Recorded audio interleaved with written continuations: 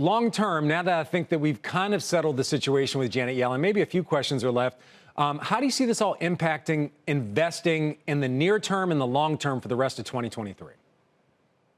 Sure. So, typically when the Fed hikes, and especially when they hike this much, it ends with something breaking, whether it's, a bank, an international crisis related to a currency devaluation. And from that point, the Fed typically has to pivot, either a pause or an outright easing. And we've seen this be the playbook over the last 40 years. From that point, you enter kind of a new stage in the Fed's fight against inflation or just general tightening. And it becomes probably a pretty good time to start thinking about getting risk on. Near term, you're likely to continue to see volatility, and defensives might even outperform as we kind of head towards a slowdown. But longer term, this pivot from the Fed has usually represented a good time to get risk on 1 and 3 years out. Stocks have done pretty well outside of a few unique instances. All right, Ross, let's get specific. A lot of people say risk on, so let's really spell out for our audience what that means. Does that mean investing in things like the ARK Innovation ETF? Does that mean investing in things like cybersecurity? I mean, what is risk on in this environment right now? I don't think it's necessarily mega cap tech, which we've seen a lot of people pile into. Those are companies with very stable balance sheets and very stable businesses. And also, they aren't really impacted by all this banking volatility. No, and they're probably impacted. It's a slight tailwind to have this big rate drop. That was obviously a huge headwind throughout 2022.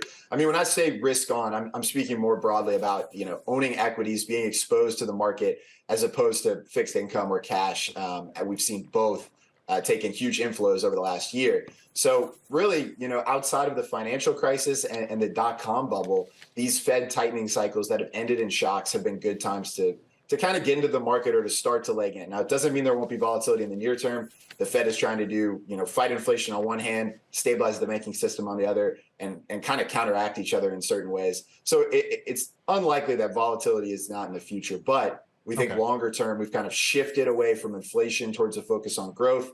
And that means that the Fed will probably shift policy in the near term. The drop in short-term yields kind of confirms that. Okay. It's Friday. We want to look at the glass half full today. So obviously, the Fed's going to continue with its battle against inflation. At least one more hike is coming up. We've seen a lot of volatility in the banking sector that's a lot of people believe is going to lead to loan tightening, credit tightening. Is there any silver lining to everything that we're seeing here? I mean, the silver lining that we've seen over the past year is, and it's talked about at the Fed as a problem, but the labor market is incredibly hot. I mean, this is something that should be in a lot of ways celebrated. The consumers are getting strong nominal wage growth. They're finding jobs. They're able to switch jobs and garner big wage growth. For a consumer-based economy, that is a huge asset. I mean, even as belt tightening occurs in the face of inflation and economic slowdown, if you have that baseline confidence in the labor market, it's really hard for the consumer to absolutely crack. And so I think that the strength in the labor market, the resilience in the labor market is something to be celebrated. And it's great for the consumer and the consumer-based economy that we operate in.